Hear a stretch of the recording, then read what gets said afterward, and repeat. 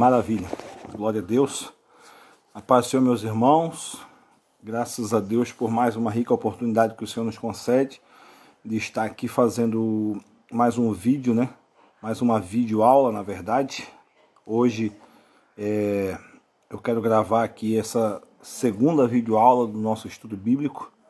Nós estamos aí já indo para a quarta lição, porém eu estou atrasado aí com as minhas videoaulas, né? Nossa vida aí tem sido um pouco corrida, então hoje eu quero gravar a segunda videoaula, a segunda lição de número 2, aos irmãos da nossa igreja, da Madma, e aos demais que vão assistir esse vídeo, que vão partilhar desse estudo. Nós estamos estudando aí nesse trimestre, né, a lição da CPAD. É a lição que fala sobre o tema central da lição do trimestre, é a igreja eleita, né, redimida pelo sangue de Cristo e selada com o Espírito Santo da promessa. Nós vamos tratar aí nesse trimestre sobre esse tema, um tema tão importante, baseado aí na carta de Paulo aos Efésios. Nós já fizemos a primeira videoaula que fala sobre aí a abertura, né, da lição, a saudação aos destinatários, a autoria da carta, o local, destino, algumas peculiaridades da lição desse trimestre, né? A abertura é um resumão, né? Uma introdução às próximas aulas. Hoje, na lição de número 2, essa lição, né, vai tratar sobre o tema a sublimidade das bênçãos espirituais em Cristo. Então hoje nós vamos falar aqui da sublimidade das bênçãos. O quão sublime é as bênçãos que Deus nos concedeu em Cristo Jesus. Então, queridos, antes de nós iniciarmos, entrar, né, melhor dizendo, eu já iniciei, mas antes de eu entrar aqui no tema, e antes de nós detalhar aqui os pontos da lição, eu quero fazer uma oração como de costume. Senhor Deus e Pai, em nome de Jesus, eu quero aqui lhe apresentar, Senhor, neste momento, essa videoaula, onde eu estou aqui, Senhor, concentrado para passar um estudo, Pai, à Tua igreja. Passar mais uma vez, Senhor, uma lição onde, Pai, o nosso foco principal é fortalecer a fé dos Teus filhos, trazer o elevo e a edificação espiritual.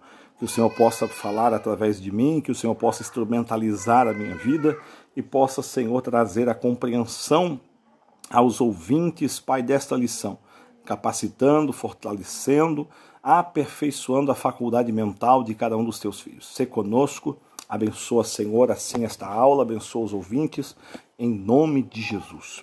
Amém, queridos? É uma grande alegria poder fazer mais uma videoaula, né? A gente tem feito algumas lives. Ontem, né, a gente voltou aos cultos com certas restrições. Na noite de ontem, domingo, dia 26 de abril, eu estou gravando essa aula hoje, segunda-feira, dia 27 de abril. Estamos aí um pouco atrasados, como eu disse, mas eu vou aí, em nome de Jesus, colocar essas aulas em dia essa semana, né?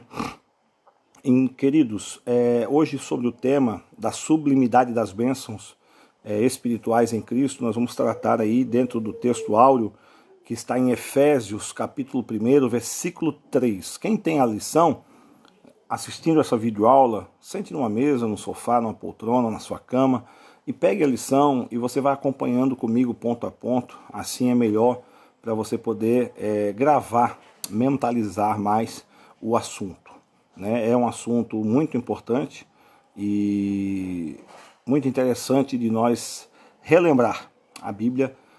Para aquele que é cristão, na verdade, a gente está sempre relembrando as verdades que nela contém. Então, nós vamos aí tratar aí dessa lição, iniciando aqui o texto áureo que diz assim: Bendito o Deus e Pai de nosso Senhor Jesus Cristo, o qual nos abençoou com todas as bênçãos espirituais nos lugares celestiais em Cristo. Então, baseado neste texto, né, o texto áureo, Efésios 1 e 3, ele serve como luz para a lição de hoje, né, um norte, uma direção. Então, esse texto, extraído da carta aos Efésios, que foi escrita por Paulo, uma carta direcionada à cidade de Éfeso. Nós vimos aqui já que a cidade de Éfeso era uma cidade que tinha uma idolatria muito grande, né, onde possuía também um templo de adoração à deusa Afrodite, né, o Artemis. E esse templo era um lugar de muitas orgias e a idolatria corria solta. Nessa mesma cidade havia uma grande demanda de artífices, artesãos que fabricavam pequenos nichos com a imagem da deusa Diana, né, e vendiam, faziam comércio, né, o comércio da cidade girava em torno dessa deusa. Então era uma cidade bastante idólatra, né, uma cidade importante para o seu tempo, era rota, né, ali marítima, também passagem, tinha uma das vias principais que levava a Roma. Então era uma cidade imponente aí para o seu tempo. E nesse mesmo lugar foi fundada uma igreja, né, enfrentando todas essas contrariedades. Imagine que não era nada fácil para um cristão viver nesse lugar. E aí Paulo vai trazer uma carta de orientação, né, de admoestação e de orientação para que essa igreja ela pudesse prevalecer. E nesse primeiro momento do capítulo 1, Paulo está trazendo aí à mente dos cristãos de Éfeso a sublimidade da bênção do Senhor, né? Bendito Deus e Pai, é o texto áureo, capítulo 1, versículo 3. Bendito Deus e Pai de nosso Senhor Jesus Cristo, o qual nos abençoou com todas as bênçãos espirituais nos lugares celestiais em Cristo. Né? Isso aqui é maravilhoso. Há quem pregue aí forte, né? Há quem trabalhe forte em cima da linha da prosperidade, mas aqui a gente vê Paulo deixando muito claro aí que as bênçãos maiores são as bênçãos que Deus nos concedeu em Cristo Jesus, e essas bênçãos são espirituais, né? São bênçãos sublimes, que não se compara com as coisas dessa terra. A verdade prática da lição diz assim: Deus nos elegeu em Cristo antes da fundação do mundo para que desfrutássemos das bênçãos espirituais. Deus nos elegeu em Cristo, Deus nos elegeu já antes da fundação do mundo, para que pudéssemos aí aproveitar, desfrutar das bênçãos espirituais, né? E nós vamos discorrer aí então na lição de hoje essas bênçãos. Quais são essas bênçãos? O que Deus nos concedeu? O texto, que é o texto referido aqui como base para a nossa análise, para o nosso estudo dessa noite, é Efésios, capítulo 1, versículo 3, 4, 9, 10, 11, 12, 13 e 14. Então, capítulo 1 de Efésios, versículo 3 e 4, e do 9 até o 14. Eu vou ler aqui rapidamente o texto para nós entrar na introdução e passar os pontos das lições. Eu pretendo em 40 minutos encerrar essa videoaula, então acompanhe comigo aí o raciocínio. Bendito o Deus e Pai de nosso Senhor Jesus Cristo, o qual nos abençoou com todas as bênçãos espirituais nos lugares celestiais em Cristo, como também nos elegeu nele antes da fundação do mundo para que fôssemos santos e irrepreensíveis diante dele em amor, descobrindo-nos o mistério da sua vontade, segundo o seu beneplácito, que propusera em si mesmo, de tornar a congregar em Cristo todas as coisas na dispensação da plenitude dos tempos, tanto as que estão nos céus como as que estão na terra. Nele, digo, em quem também fomos feitos herança, havendo sido predestinados conforme o propósito daquele que faz todas as coisas, segundo o conselho da sua vontade, com o fim de sermos para louvor da sua glória, nós, os que primeiro esperamos em Cristo, em quem também vós estáveis depois que ouvistes a palavra da verdade, o evangelho da vossa salvação, e tendo nele também crido, foste selado com o Espírito Santo da promessa, o qual é o penhor da nossa herança para a redenção da possessão de Deus, para louvor da sua glória. Maravilha! Esse texto é muito tremendo, muito lindo. Tem verdades aqui que são verdades extraordinárias que transformaram nossa vida, né? O Senhor, com o seu poder, com toda a sua glória, né, com toda a sua soberania, a sua sublimidade, ele decidiu nos trazer salvação, ele decidiu nos abençoar, ele decidiu nos trazer o livramento através do seu Filho. Ele manifestou a sua graça, né, como Paulo também escreve ao Tito, ao jovem Tito, no capítulo 2, versículo 11, a graça se manifestou trazendo salvação a todos os homens, e através da graça nós fomos eleitos aí para viver uma vida santa e irrepreensível, como diz o versículo 4, para que fôssemos santos e irrepreensíveis diante dele em amor. Esse amor aqui, relacionado ao amor ágape, é um amor incondicional, um amor altruísta, né? É um amor que tudo sofre, tudo suporta. O verdadeiro crente é aquele que, quando tem um encontro com Deus, ele realmente morre para o mundo, ele morre para a sua velha vida, ele morre para os prazeres da carne e vive agora uma vida de renúncia, dia após dia.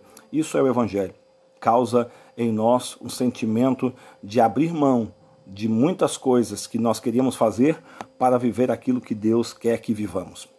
Amém, queridos? Vamos à introdução da lição aí e vamos entrar no primeiro ponto. Na lição de hoje nós vamos abordar então a grandeza, a excelência e a perfeição do projeto divino. Nós vamos entender aí que quão excelente, quão perfeito é o projeto divino de conceder bênçãos espirituais aos seus escolhidos. Nós somos alvo dessas bênçãos. Desde a eternidade aprove a Deus executar um plano de restauração e reconciliação com a humanidade caída. Esse propósito sempre esteve no coração de Deus, se assim eu posso dizer. Sempre esteve no seio da vontade de Deus querer resgatar o homem. Desde a queda, desde o Éden, Deus sempre procurou uma forma, um meio, um caminho de ter restaurada a aliança com o homem. De diversas formas, mas na plenitude do tempo. Deus aprove a Deus, né? Já como antes da criação do mundo, Deus já tinha preparado o plano de salvação em Cristo Jesus, seu Filho unigênito. Aprove a Deus enviar o seu Filho para que através dele essa porta fosse aberta. Então, queridos, através da carta do apóstolo Paulo, se mostra profundamente agradecido pela revelação, né? O apóstolo se mostra profundamente agradecido pela revelação do mistério que estivera oculto desde todos os tempos. Ele nos convida a louvar e a glorificar a Deus pela sua bondade e misericórdia para com todos os pecadores. O texto de Isaías, né, o profeta Isaías, um profeta messiânico do Antigo Testamento, ele vai descrever que aquilo que os olhos não viram, os ouvidos não ouviram, aquilo que o coração do homem não compreendeu e não recebeu ainda, é o que Deus tem preparado para os seus, para os que nele esperam. Isso o profeta Isaías falava lá atrás de algo que ele não tinha ainda a ideia. Eles não tinham a dimensão de como seria a manifestação da graça, a salvação. Eles já sabiam que Deus estava preparando algo, Deus até já tinha ministrado através deles algumas mensagens, revelando que um projeto muito grandioso estava por se manifestar, mas eles ainda não sabiam a profundidade, a largura, eles ainda não tinham compreensão da magnitude desse projeto. Mas Deus revelou a nós, e Paulo escreve nas suas epístolas, dizendo que o mistério que outrora estava ainda em oculto foi a nós revelado, e esse mistério é a manifestação do Filho de Deus, Jesus o Cristo, que nos trouxe salvação. Então nós vamos aí falar sobre essas maravilhas reveladas em Cristo e como nós nos tornamos, né, aí, participantes dessas bênçãos.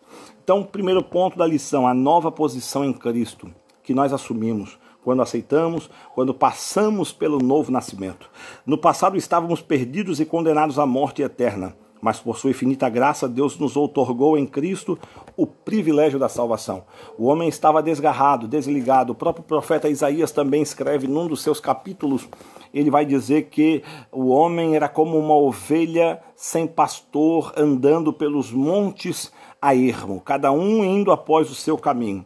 Mas o sumo pastor se manifestou para congregar as suas ovelhas, e esse é Jesus. Ele é o pastor das ovelhas. No capítulo 10 do Evangelho do nosso Senhor Jesus Cristo, escrito por João, o próprio Cristo se revela: eu sou o bom pastor. Eu sou aquele que dá a vida pelas suas ovelhas. O pastor que dá a vida pelas suas ovelhas. E tem um que é o ladrão. Este vem para saltear, este vem para matar, para roubar e destruir, mas eu sou o bom pastor e vim para dar minha vida para que vocês tenham vida e vida em abundância. Então ele é o nosso pastor e nos outorgou aí, Deus nos outorgou o privilégio da salvação através do sacrifício vicário de Cristo. Dentro do tópico 1 da lição, temos o ponto primeiro que fala sobre a doxologia. A doxologia, após expor os versículos da abertura da epístola, o apóstolo apresenta uma sequência de texto que se caracteriza pela verdadeira adoração e bondade ativa de Deus. Ele começa pela frase: bendito o Deus e Pai de nosso Senhor Jesus Cristo, onde bendito significa digno de louvor. O apóstolo dá sequência até o versículo 14 por meio de um maravilhoso tributo ao Eterno e suas muitas bênçãos concedidas aos homens. Nesse trecho bíblico trata-se de um hino teológico de gratidão, caracterizado pela repetição do seguinte refrão: para louvor e glória da sua graça. Versículo 6, ou para louvor da sua glória, versículo 12 e 14, aquele ao qual devemos adorar está identificado na expressão Deus e Pai de Jesus Cristo, uma clara referência à Santíssima Trindade com ênfase na natureza divina de Jesus e seu Filho. Então, nós vemos aí já nos primeiros versículos do capítulo 1, a doxologia, ou seja, logia, estudo da doxo, ou seja, a adoração, do louvor, da gratidão a Deus. Então essa manifestação aí que Paulo deixa clara no seu capítulo 1, nos seus versículos, ali até o versículo 14, é uma sequência de glorificação, de exaltação, de dignificação do nome do Senhor. E nós devemos adorar a Deus. Adorar é diferente de louvar. Numa live aí eu já tenho falado sobre isso. Adoração é quando eu me rendo e adoro ao Senhor pelo que Ele é, não pelo que Ele faz e nem pelo que Ele pode fazer, mas eu adoro porque Ele é Deus. Eu adoro pela sua sublimidade, pelo seu poder, pela sua glória, pela sua majestade. Eu adoro porque Ele é. Agora, louvar, eu louvo a Deus. Louvo porque Ele é Deus. Louvo porque Ele é poderoso e louvo porque Ele me dá as suas bênçãos, porque Ele me livra, porque Ele me guarda. Então eu louvo a Deus. Então a adoração é exatamente quando eu reconheço que Deus é poderoso e quando eu adoro por tudo que Ele é, sem esperar nada em troca. Simplesmente adoro. Isso é adoração. E Paulo faz exatamente isso no capítulo 1, manifestando toda a adoração, toda a glória. Ele repete algumas vezes: para a glória do Deus Pai, para louvor da sua glória. Então, esse primeiro momento aí nós chamamos de doxologia, o estudo da adoração e do louvor. Segundo ponto, o segundo ponto aí do tópico 1, fala sobre as bênçãos espirituais. Obviamente que as bênçãos espirituais não são materiais, não é prosperidade terrena, não é riqueza, não é carro, não é casa, não é vestes, não é ouro, não é prata. As bênçãos que estão reveladas aqui aos Efésios no capítulo 1 por Paulo são bênçãos espirituais, mas provenientes dos lugares celestiais. Não são bênçãos terrenas, são bênçãos de cima, São das fontes de cima, não das fontes de baixo. O Senhor aqui, Paulo aqui está revelando as bênçãos que o Senhor nos tem para dar, aquilo que Ele concede aos seus escolhidos. Então essas bênçãos são mencionadas na longa passagem de Efésios, capítulo 1, do versículo 3 ao 14, tais como: Deus nos elegeu para sermos santos. É uma bênção celestial. Deus nos elegeu para sermos santos. Depois nos predestinou para sermos filhos. Esse termo predestinou, que vem de predestinar, é um termo aí que tem trazido aí uma certa confusão em muitas pessoas. Há uma linha teológica, eu não vou entrar nesse quesito aqui, senão a aula vai longe, não é esse o propósito aqui nesse momento de debater isso, mas há uma linha teológica, há teólogos, há pensadores que acreditam que já há uma predestinação para uns que serão salvos e uma predestinação para outros que serão perdidos, né, que serão levados ao inferno. Mas nós não cremos assim, e a Bíblia, ela também não nos orienta desta forma. A predestinação aqui, ela é explícita na questão da onisciência de Deus. E dentro da onisciência de Deus está a presciência. O Senhor, ele já tem consciência, ele tem o conhecimento. O Senhor, em sua infinita sabedoria, ele tem um conhecimento de quem vai chegar lá e quem não vai. Quem vai ficar nessa jornada até o fim e quem vai abandonar essa jornada no meio do caminho. Essa questão da predestinação, ele nos predestinou para sermos filhos, diz respeito que o Senhor, ele nos elegeu, ele nos lançou a oportunidade de salvação. Ele nos convidou à salvação. Ele nos ofereceu um caminho e um destino. Agora vai de mim e de você querer ficar firme até o fim para receber o que está proposto. Então, queridos, eu vendo uma videoaula, né, do pastor Jander, lá de Minas Gerais, foi meu pastor durante um ano. Ele usou uma colocação que caiu muito bem, muito interessante. Estava dando aula a ele, o pastor Alexandre, e eu assistindo a videoaula, eu gosto de assistir para poder interagir, para poder também captar, né, aquilo que é bom. E eles usaram uma colocação muito legal sobre essa predestinação para nos dar um entendimento do que está querendo falar na Bíblia. É como se eu pegasse um ônibus hoje daqui de Florianópolis com destino a São Paulo. Esse ônibus está predestinado a sair daqui de Florianópolis do terminal, né? O terminal aqui Rita Maria, que nós temos aqui em Florianópolis, na nossa capital, e destinado a ir até São Paulo.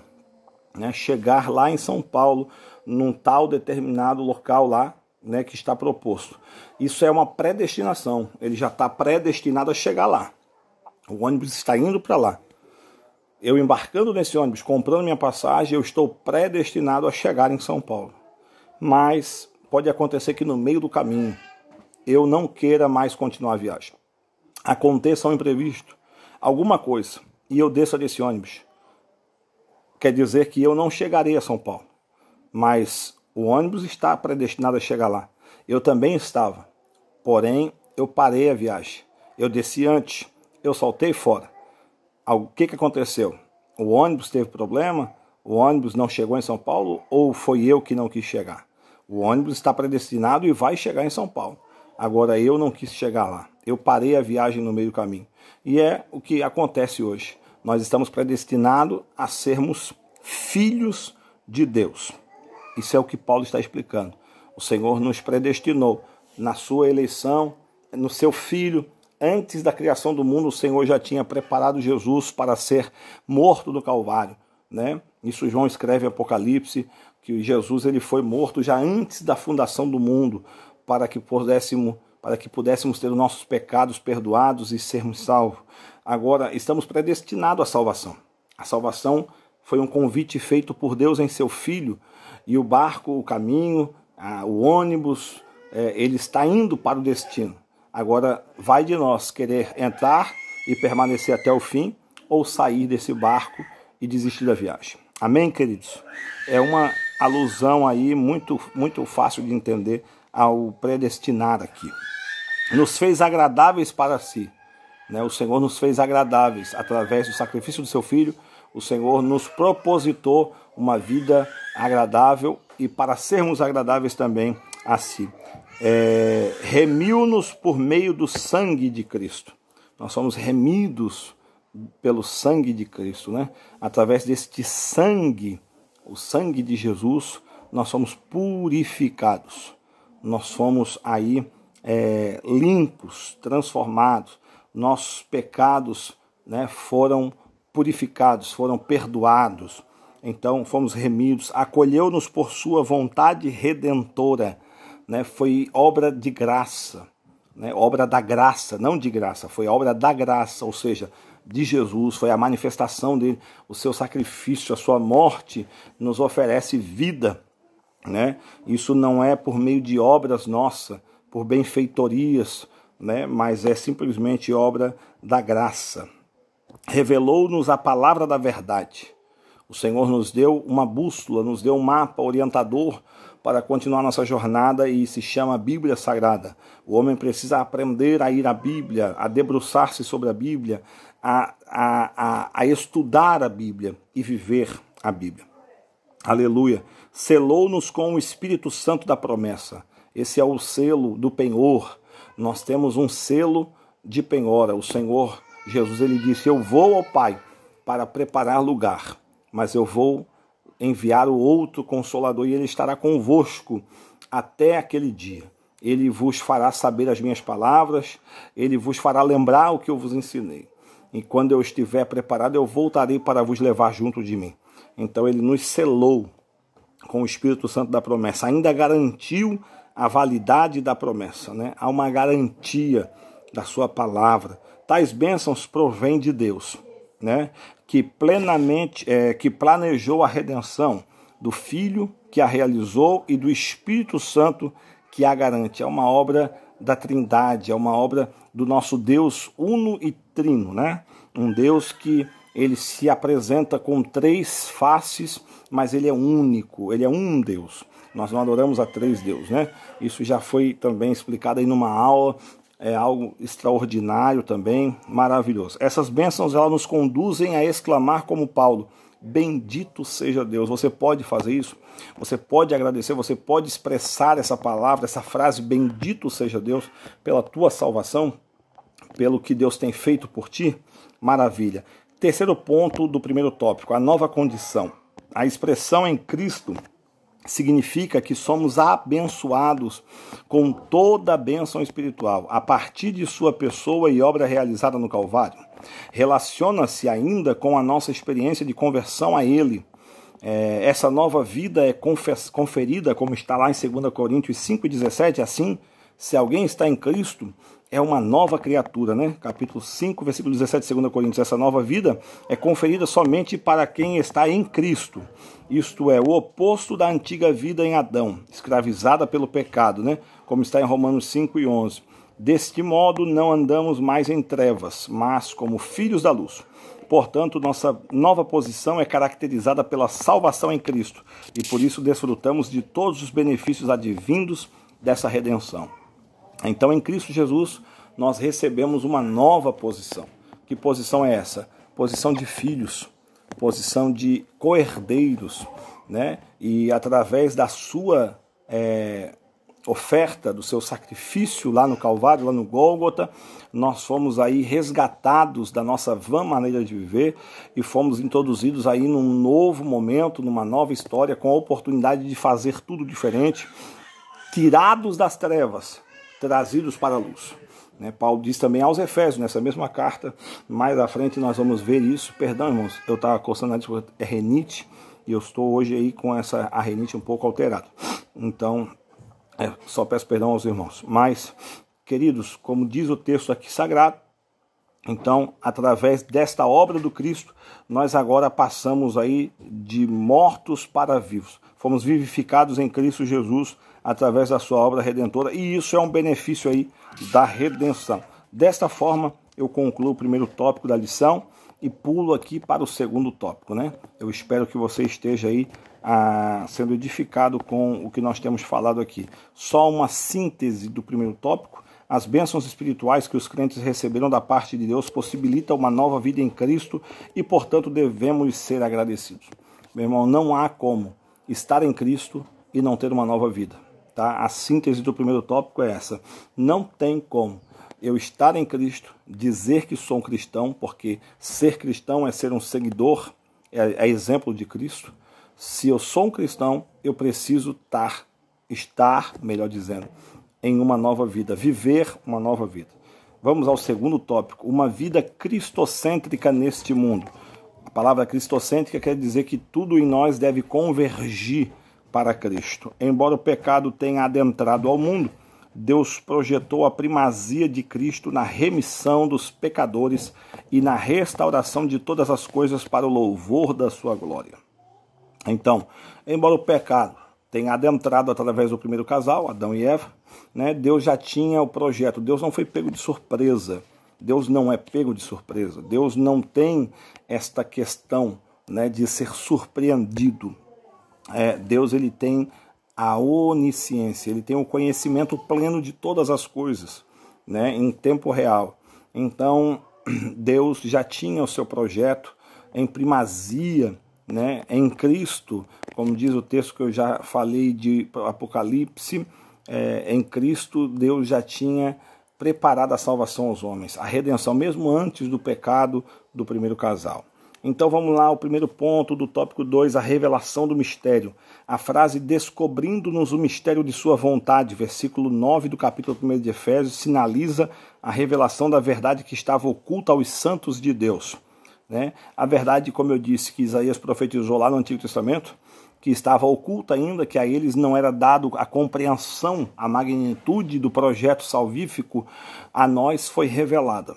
Sinaliza a revelação aí da verdade que estava oculta. Essa verdade diz respeito aos decretos eternos que Deus planejara por sua soberana vontade, com o propósito de salvar os pecadores, né? Através, logicamente, do sacrifício.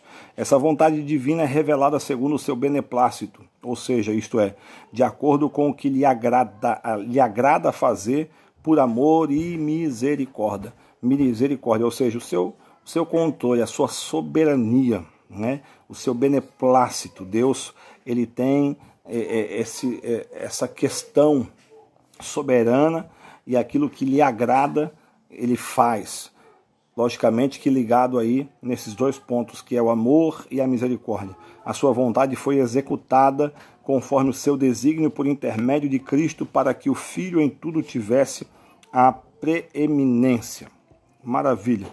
Glória a Jesus. Então, a vontade divina, ela foi executada aí através de Jesus, né? Os seus desígnios foi completo na vida do Cristo, para que ele pudesse ter a preeminência.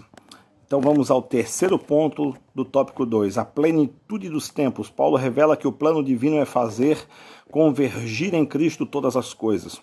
Isso inclui tudo o que foi criado por Cristo, para Cristo, e o que subsiste em Cristo. Implica dizer que todo o universo, céus e terra estarão submissos à autoridade e soberania de Cristo.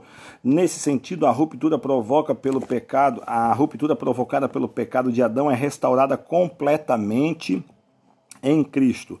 Essa declaração não tem conotação universalista, a ideia de que no fim todos serão salvos, mas que finalmente tudo será como Deus planejou. Cristo, a cabeça da igreja, e também a cabeça do universo. Então, só aqui pegando um gancho nesse momento aqui, dando uma pausinha, dentro dessa questão, né, a declaração aqui universalista diz que no final todos serão salvos. E há muitos que estão aí dentro das igrejas evangélicas, né, nas nossas igrejas, pregando aí que, independente do que você faça e tal, isso aí até tem uma linha também já puxada aí para aqueles que creem na predestinação, no quesito de que uns são predestinados a ser salvos e outros predestinados a ser salvos, né? Que Deus já decidiu quem vai ser salvo e quem vai ser condenado, independente do que você faça. Isso não pode ser algo verdadeiro, isso não pode ser bíblico, porque senão Deus seria injusto, né? E Deus, então, teria já tudo maquinado e nós somos só meramente robozinho ou marionete na mão de Deus. E não é. Deus nos deu a liberdade de opção, de escolher, e nessa opção de escolha, nessa liberdade de escolha, nós vamos decidir o nosso destino. Os nossos atos hoje, nossas atitudes, os nossos comportamentos hoje vão decidir aonde nós vamos passar a eternidade. Deus propôs, sim, uma viagem para o céu, como eu já expliquei aqui dentro de uma colocação aqui ilustratória. Deus nos propôs uma viagem para o céu. Agora, vai entrar dentro desse barco, como assim Noé fabricou um barco, né, para a salvação da humanidade ali pré-diluviana. Se a igreja também for considerada um barco, vai entrar no barco e permanecer nesse barco aqueles que querem a salvação, que aceitarem a salvação. E os que não ficarem dentro do barco vão sair fora. Então, logicamente, a predestinação deles aí vai ser falha. Não por questão de Deus, não por parte de Deus. Deus predestinou eles para a salvação.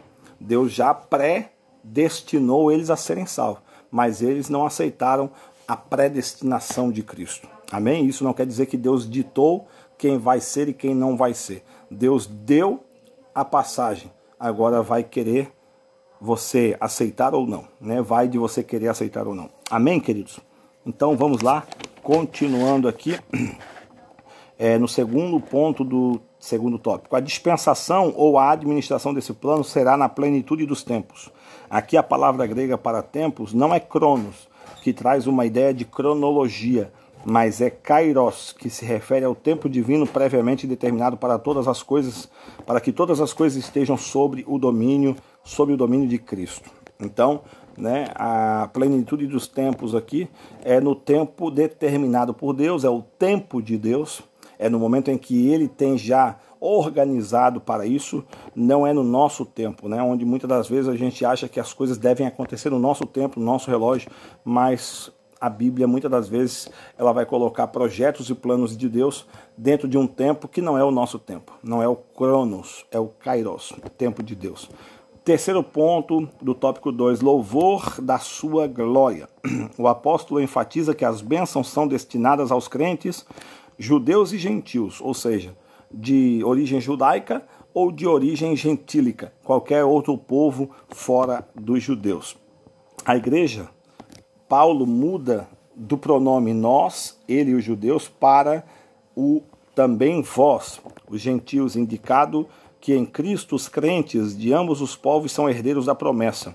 Deus quebra essa barreira de que só os judeus eram os filhos queridos, né? Até então, somente os judeus eram detentores da promessa, né, e das bênçãos de Deus. A partir de Cristo, essa barreira ela quebra, esse muro quebra, e Deus abre a salvação a todos, tanto judeus como gentio, né? Independente de raça, de tribo, de nação, a salvação ela é expansiva, é para todos. Agora, muitas das vezes, nem todos vão aceitá-la. Indicando que em Cristo os crentes de ambos os povos são herdeiros da promessa. Ele ratifica igualmente o propósito de eleição. Da eleição não é outro senão louvar e glorificar a Deus. Isso assinala não somente adorá-lo com palavras e ações, mas também levar outros a fazer o mesmo. 1 Pedro 2,12, aí um texto referência. Por conseguinte, tudo o que somos, fazemos ou possuímos vem de Deus, pois começa na sua vontade e culmina na sua glória. Então, meus amados irmãos, nós vamos aí ver que a nossa vida em Cristo, a nossa vida nova, a nossa nova vida, ela é cristocêntrica, né? Em todo, ela deve convergir para a pessoa do Cristo. Então, tudo que nós fazemos, tudo que nós somos, deve levar-nos a Cristo. E também, como diz aqui esse último tópico, esse último ponto do tópico 2, devemos também, através da nossa vida, do nosso testemunho, trazer outros que estão fora para Cristo. Fazer com que eles se sintam atraídos também a Cristo, né? Precisamos discipular, ser discipuladores. E o discípulo não é aquele que, o discipulador não é aquele que frequenta uma sala, uma classe e fica na frente de uma plateia dando lições e matérias. Isso é uma classe de estudo. O verdadeiro discipulador é aquele que dia a dia, através da sua vida, através do seu caráter, dos seus gestos, ele demonstra às pessoas que estão ao seu redor o que é ser um cristão. É atraindo para si os olhares, e assim os olhares que estarão atraídos a ele, logicamente estarão sendo levados a Cristo. Se eu vivo em Cristo, se a minha vida é cristocêntrica, logo aquela frase que Paulo disse, sede meus imitadores como eu sou de Cristo, ela vai fazer juízo em nós também. Quando a minha vida é cristocêntrica, as pessoas olhando para mim, querendo seguir meus passos, vão estar seguindo os passos de Jesus. Logo eu vou estar transferindo isso a ele, se a minha vida for autenticamente cristocêntrica. Agora, quando eu sou egocêntrico, que é ao contrário de cristocêntrico, quando eu sou egocêntrico, eu coloco meu ego, eu coloco meu eu em primeiro lugar. Amém, queridos? Eu espero que até aqui você tenha sido aí abençoado e edificado. Vamos partir para o final da lição, que é o terceiro tópico. Estamos quase chegando a 40 minutos. Eu quero aí rapidamente, em 5 minutos, encerrar, porque um vídeo de videoaula não pode ser muito longo, irmãos, porque senão fica maçante. Quando a aula é dada em classe, é uma coisa, né? A gente interage, os irmãos fazem perguntas, fazem colocações. Aqui, né, é um monólogo, então a gente tenta passar uma síntese da lição.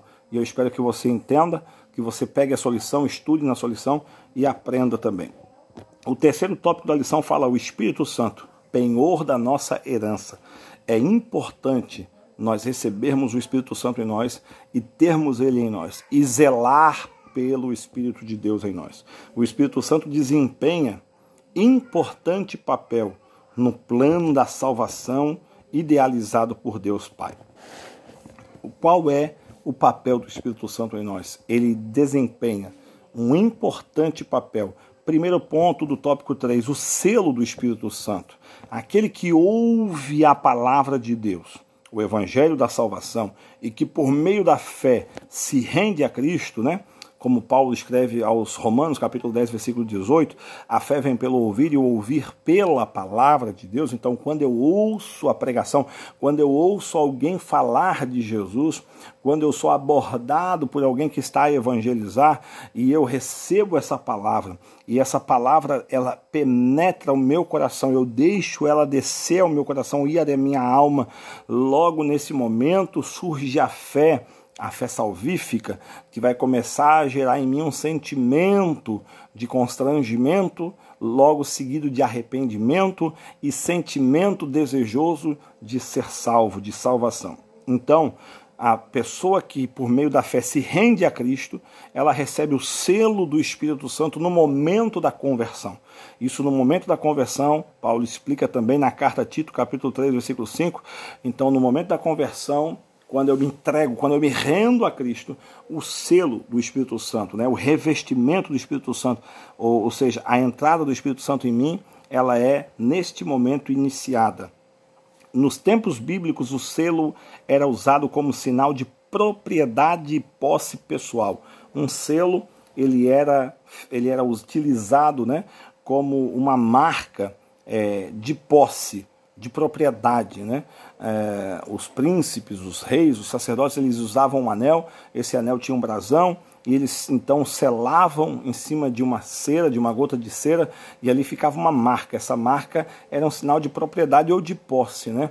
Uma demarcação. Assim, o Espírito Santo, ele também marca aqueles que são seus, aqueles que são chamados à salvação. Ao conceder o Espírito Santo ao crente, Deus identifica os que pertencem a Cristo, pois o Espírito testifica daqueles que são filhos de Deus. Paulo escreve isso aos Romanos, no capítulo 8, versículo 19, né? E também o maligno não lhes toca. 1 João 5,18. Os que são de Deus, os que são selados pelo Espírito Santo, são preservados no meio deste mundo. O Senhor, ele tem prazer de guardar como um tesouro, como diz aí o profeta Malaquias no capítulo 4, como um tesouro peculiar. Naquele dia o Senhor vai guardar os seus, né? O dia da tentação, da tribulação. Então, em vários textos bíblicos, é claro que o selo do Espírito Santo é uma garantia de posse, que somos do Senhor, somos propriedade, né? O texto de Pedro, né? Pedro aí, no seu texto sagrado, um texto muito conhecido, Pedro, capítulo 2, versículo 9, se não me falha a memória, somos propriedade exclusiva, somos nação santa, somos sacerdócio real, somos povo peculiar, somos propriedade peculiar de Deus. Então temos um selo, temos uma marca identificando a nossa propriedade, de quem somos, né? Então o maligno não pode tocar. Assim, a terceira pessoa da Santíssima Trindade tem um papel fundamental de regenerar, purificar e santificar o pecador. 1 Coríntios 6 e 11. Né? Paulo explica muito bem sobre a questão de sermos templo do Espírito e a importância de não destruir esse templo, porque o Espírito Santo que habita em nós, né, ele tem esse zelo e esse prazer pela nossa vida, pela comunhão. Então nós precisamos entender isso, né, que o Espírito Santo ele vai agir em nós com o papel de regenerar, né, regeneração, ou seja, o velho homem morreu, agora está sendo construído um novo homem. Isso é regeneração. A regeneração, como a gente vê, né, na lagartixa, que tem o poder de regenerar, ela perde ali a sua cola e logo uma cola nova cresce no lugar. Assim, é um exemplo muito simples, né? Muito chulo, mas é um exemplo que a gente pode entender do que é regenerar. Assim, nós morremos para o mundo, estamos sendo regenerados, uma nova vida E quem é o responsável?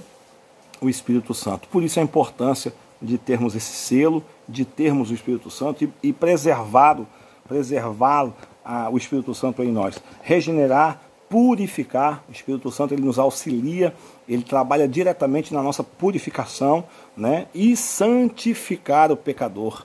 Esse santificar está ligado aqui a separar, nos separar do imundo, nos separar do iníquo, né? Paulo, escrevendo ao Tito, capítulo 2, versículo 11, ele fala que a graça se manifestou trazendo salvação a todos os homens. O versículo 12, ele fala que a graça, ela nos ensina, né, agora a abandonar, a rejeitar as abominações dessa vida, né, os pecados dessa vida. Então, esse é o papel do Espírito Santo. Ele nos ensina. Há quem diga que é crente, mas ainda continua no pecado, continua no erro, continua no engano, continua nos vícios. Meu irmão, se você ainda vive uma vida pecadora, uma vida de pecado, de imundícia, de coisas ilícitas, então dobre os seus joelhos, ore e peça a Deus, me ajuda, Senhor.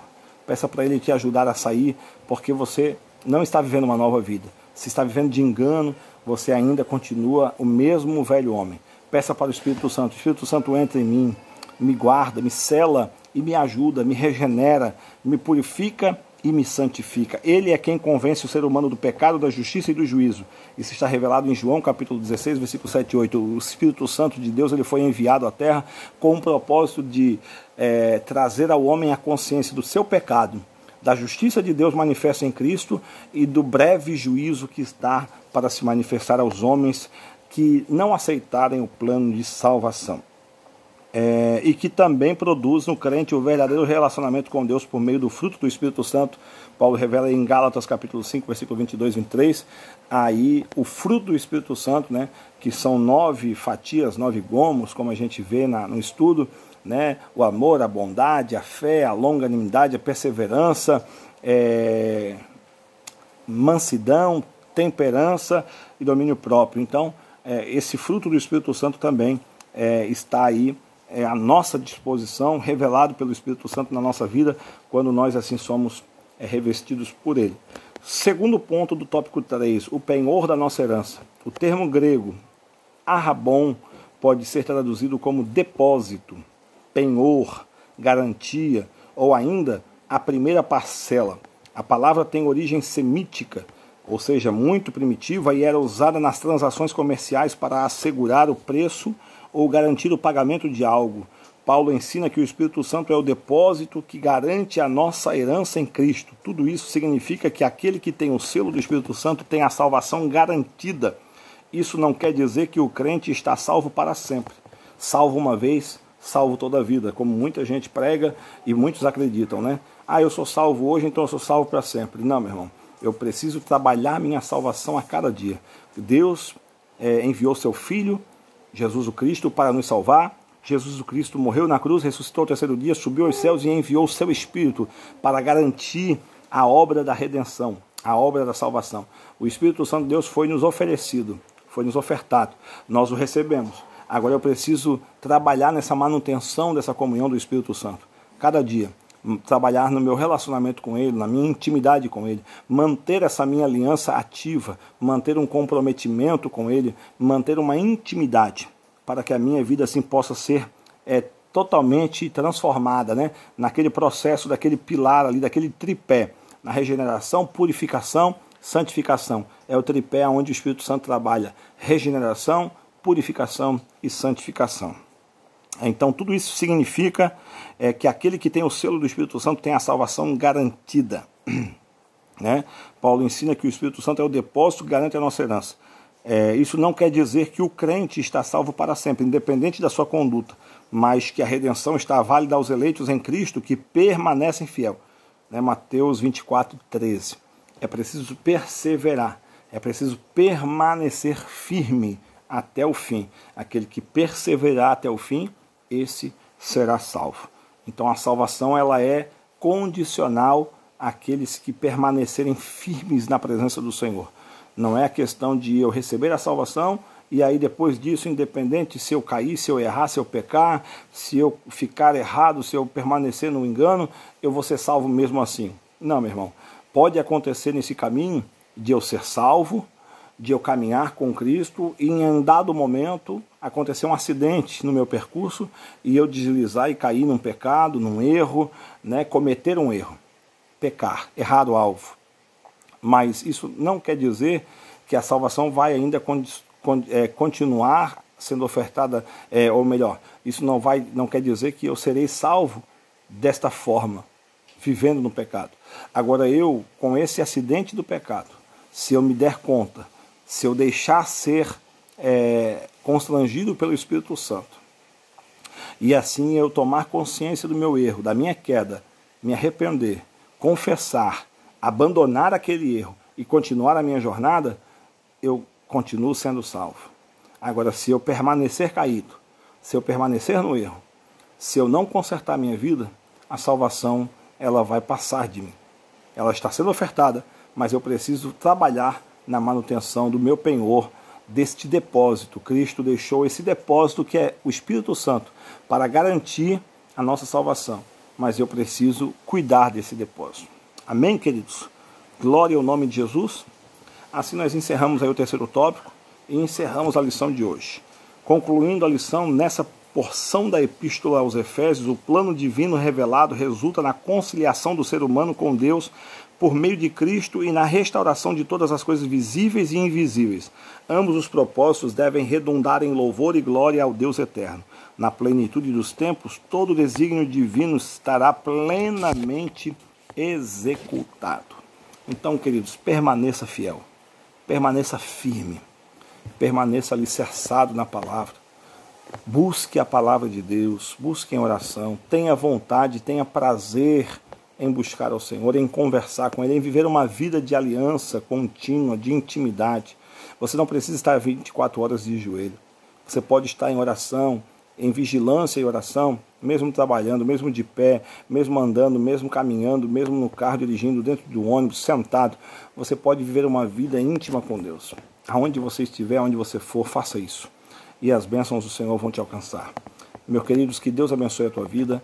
Eu encerro esta videoaula fazendo mais uma oração pela tua alma. Quero orar por você, pela sua casa, pela sua mente. E espere aí que essa semana eu estarei postando mais uma videoaula, mais uma ou duas, né? Nós vamos falar agora eleição e predestinação, que é esse assunto que nós já tocamos aqui. E nós vamos entrar um pouco mais aí detalhado nessa questão, no capítulo número 3 da lição. Então eu vou passar a lição de número 3 e a lição de número 4. Ainda essa semana, até o final da semana, eu estou passando mais 2 videoaulas para colocar em dia nossas aulas. Amém, queridos? Deixa eu orar por você, Pai. Em o nome de Jesus Cristo, teu Filho, eu quero neste momento fazer esta oração pela vida dos meus irmãos que estarão, o Senhor, assistindo esse vídeo agora posteriormente à publicação deste mesmo, para que o Senhor venha tocar a mente, tocar a faculdade mental, abrir, Senhor, o intelecto e trazer aperfeiçoamento, edificação para aqueles que vão participar desta videoaula, aqueles que vão tirar um tempo, Senhor, e que estão tirando agora para assistir, Senhor, esses que concluírem essa videoaula, que o Senhor possa assim abençoá-los, que o Senhor possa trazer, Senhor, um enriquecimento da sua alma, um fortalecimento do seu ser, que o Senhor possa instruí-los, Pai, em toda sorte de bênção, e que as suas mãos possam guardá-los, Pai, de todo mal. Abençoa a tua igreja, abençoa o teu povo, livra de todo mal, Senhor, concede a eles uma semana abençoada, sê com eles, Pai, em todo o tempo. Assim eu oro para que o teu grande amor seja sobre cada um, a graça do teu Filho e a comunhão do teu Espírito Santo nos guarde debaixo das suas mãos, em nome de Jesus. Amém, queridos. Que Deus abençoe, fiquem na paz do Senhor, até a próxima videoaula.